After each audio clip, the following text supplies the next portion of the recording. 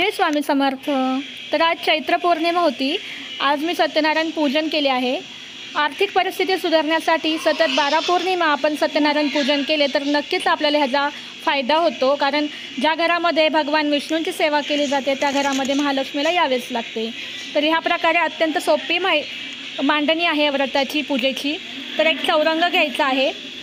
चौरंग घेतल्यानंतर आपल्याला त्याच्या मध्यभागी गव्हाची रास घ्यायची आहे आणि गव्हाच्या रासेवर आपल्याला हळदी कुंकू व्हायचं आहे। त्यानंतर त्यावर एक तांब्याचा कलश ठेवायचा आहे। त्या कलशामध्ये पाणी घ्यायचं आहे।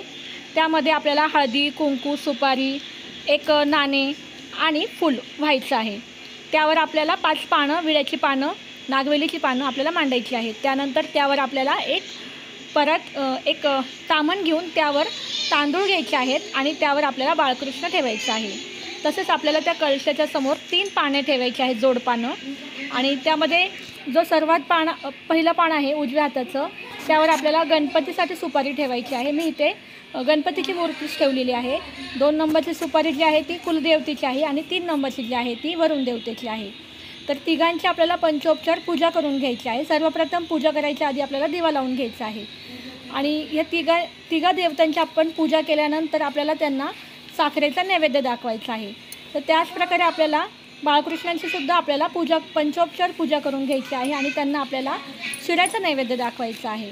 आणि हा शिऱ्याचा नैवेद्य जो आहे तो आपल्याला आपल्या घरातच खायचा आहे, बाहेर तो द्यायचा नाही आहे।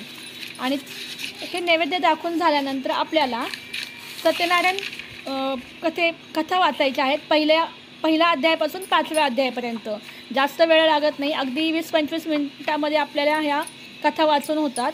आणि त्यानंतर आपल्याला सत्यनारायण भगवानची गणपतीची आरती करायची आहे आणि आपल्या सत्यनारायण भगवानची आणि देवीची आरती करायची आहे। ॲक्च्युली चौरंगावर पांढरे वस्त्र अंथरायचे असते आणि साईडला आंब्याची डहाळेसुद्धा लावायचे असतात, पण माझ्याकडे अवेलेबल नसल्यामुळे मी ते काही केलं नाही। तर मला पर्सनली हे सत्यनारायण पूजन करायला खूप आवडते। मी दर पौर्णिमेला करते आणि त्याचे खूपच छान अनुभव मला मिळतात। तर व्हिडिओ आवडला असेल तर लाईक करा।